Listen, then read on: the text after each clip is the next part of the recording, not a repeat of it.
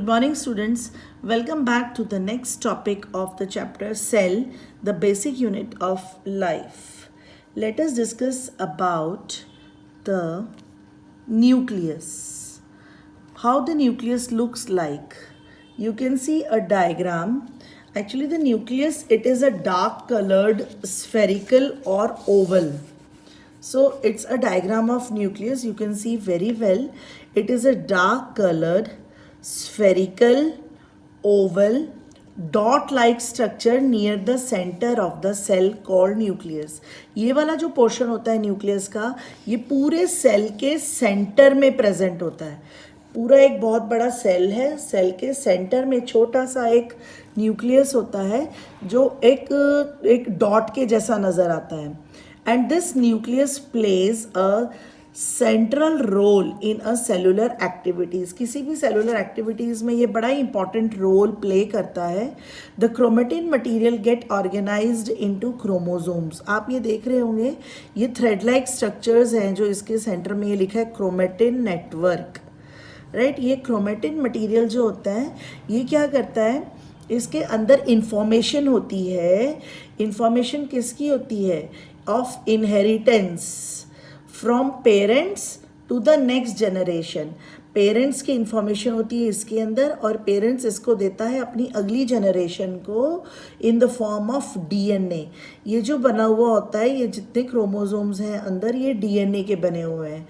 DNA का full form है deoxy ribo nucleic acid. ये एक प्रोटीन मॉलिक्यूल और डीएनए की हेल्प से सारी इंफॉर्मेशन पेरेंट्स की अपने नेक्स्ट जनरेशन को ट्रांसफ़र करते हैं. And the functional segment of DNA are called genes. छोटे छोटे जीन्स लगे हुए होते हैं, वो इन डीएनए के ये क्रोमोसोम्स के ऊपर ही होते हैं. बहुत छोटे माइन्यूट डॉट लाइक स्ट्रक्चर्स होते हैं जिसको हम जीन्स कहते हैं. राइट, अब वो वाले ऑर्गेनिजम्स जैसे कि बैक्टीरिया, न्यूक्लियस, जिसकी ऊपर ये वाली कवरिंग नहीं होती है, not covered by nuclear membrane, उसको हम कहते हैं prokaryotic type of organisms. Right, prokaryotic का मतलब होता है प्रिमिटिव, बहुत पुराने तरीके का, प्रिमिटिव वाला. ठीक है, प्रिमिटिव न्यूक्लियस कहलाता है. ठीक है, वो होता है प्रोकैरियोटिक. और एक होता है another term is eukaryotic. Eukaryotic क्या होता है? यूकैरियोट्स का मतलब होता है organism with sales having a nuclear membrane. इसमें न्यूक्लियर मेम्ब्रेन होते हैं, ऑर्गेनिजम्स को लगे हुए होते हैं. ठीक है, जिन ऑर्गेनिजम्स के न्यूक्लियर मेम्ब्रेन होते हैं उसको हम यूकैरियोटिक कहते हैं, और जिनके नहीं होते, वो प्रिमिटिव न्यूक्लियस होता है, बहुत पुराना होता है, they are not covered by nuclear membrane, उसको हम कहते हैं प्रोकैरियोट. तो ये बहुत मेन डिफरेंस होता है दोनों के अंदर. ठीक है, और अगर मैं बात करूँ प्रोकैरियोट का एग्जाम्पल, बहुत अच्छा एग्जाम्पल है बैक्टीरिया हो गया, या फिर ब्लू ग्रीन एल्गे भी होती है, इसके अंदर ही आती है ब्लू ग्रीन एल्गे. और इसकी अगर हम यूकैरियोटिक की बात करें एग्जाम्पल में, तो फंजाई हो गया या फिर प्लांट एंड एनिमल सेल हो गए. ठीक, ये पूरे वेल डेवलप्ड ऑर्गेनिजम्स की बात करते हैं और ये बहुत पुराने प्रिमिटिव की बात करते हैं. हाँ जी, एक और नज़र हम डालेंगे इस न्यूक्लियस के ऊपर. इसमें देखो कितने ऑर्गेनल्स आपको नज़र आ रहे हैं. Smooth endoplasmic reticulum. Smooth endoplasmic reticulum को शॉर्ट फॉर्म में हम SER भी लिखते हैं. ठीक है, और ये न्यूक्लियोलस है जो हर न्यूक्लियस की एक साइड में होता है. ये है रफ एंडोप्लाज्मिक रेटिकुलम, यानी कि RER कहलाता है. ठीक, रफ का मतलब होता है ये छोटे छोटे डॉट्स लगे हुए होते हैं जो ऐसे आपको नज़र आ रहे हैं.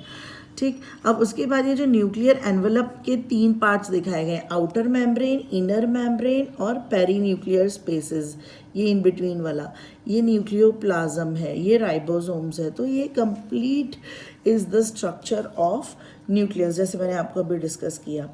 ठीक है, अब इस न्यूक्लियस के बाद और डिफरेंट सेल ऑर्गेनेलिस पे आ जाएं, तो अब मैं आपको बताने जाऊंगी about the endoplasmic reticulum. Endoplasmic reticulum is another cell organelle of our cell. ठीक है, अब ये देखिए एंडोप्लाज्मिक रेटिकुलम। एंडोप्लाज्मिक रेटिकुलम क्या होता है? It is a large network of membrane bound tubules या वेसिकल्स। अब आपको इसमें नज़र आ रहा होगा एंडोप्लाज्मिक रेटिकुलम का ये डायग्राम है। जनरली एंडोप्लाज्मिक रेटिकुलम का हमारी एनसीईआरटी बुक में कोई एज सच डायग्राम नहीं बना हुआ, ठीक। तो it is a reference book through which I am showing you. So this is endoplasmic reticulum और ये रफ एंडोप्लाज्मिक रेटिकुलम है। जैसे मैंने पीछे आपको दिखाया कि एंडोप्लाज्मिक रेटिकुलम रफ भी होती है, स्मूथ भी होती है, दो तरह की होती है एंडोप्लाज्मिक रेटिकुलम। अब हम वन बाय वन इसके जितने भी सेल ऑर्गेनेलीज को पढ़ेंगे, जिसमें हम सबसे पहला पढ़ रहे हैं एंडोप्लाज्मिक रेटिकुलम। एंडोप्लाज्मिक रेटिकुलम को ER से भी रिप्रेजेंट किया जाता है। ये दो तरह के पाए जाते हैं, SER and RER, smooth endoplasmic reticulum and rough endoplasmic reticulum.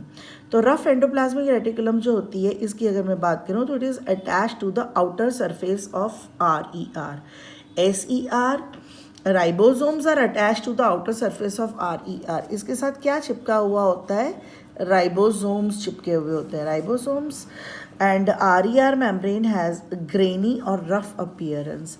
अगर इसका स्ट्रक्चर कुछ ऐसा है लाइक दिस, तो इसकी बॉडी के ऊपर ये छोटे छोटे से ना ग्रेन, दाने कहते हैं जिसको हम, ग्रेन्स चिपके हुए होते हैं। That is why it is known as rough endoplasmic reticulum, ठीक है। इट लुक्स रफ, ये बड़ा रफ दिखाई देता है एंड ये सरफेस के साथ अटैच्ड होता है, और जिसको हम कहते हैं कि ये पूरा का पूरा प्रोटीन सिंथेसिस के लिए रिस्पॉन्सिबल है। मतलब जितना प्रोटीन सेल में बनता है वो यहाँ पर बनता है। और अगर मैं स्मूथ की बात करूँ तो स्मूथ बड़ा सिंपली स्मूथ है, इसमें कोई भी ग्रेनी लाइक सब्सटेंस नहीं है, कहीं से भी ये रफ नहीं है, ये सारी जगह से स्मूथ है। तो SER और RER, अब ये SER का मेन फंक्शन क्या है? एंजाइम एंड हार्मोन को की जितनी भी बायोकेमिकल एक्टिविटीज़ है वो सारी यही कंडक्ट कराता है। Biochemical activities of enzyme and hormones. जबकि RER का मेन फंक्शन मैंने अभी आपको दिखाया कि वो प्रोटीन सिंथेसिस में काम आते हैं, ठीक है। SER डिटॉक्सीफाई कर देता है बहुत सारे पॉइजन्स को, है ना। ये डिटॉक्सीफाई भी करना, डिटॉक्सीफाई करना यानी कि जितना पॉइजन सेल में है उसे बाहर निकाल देना, ठीक। तो protein and fat molecule is produced by endoplasmic reticulum help in membrane biogenesis. So endoplasmic reticulum is a very important part of our cell, helps in many number of the functions in our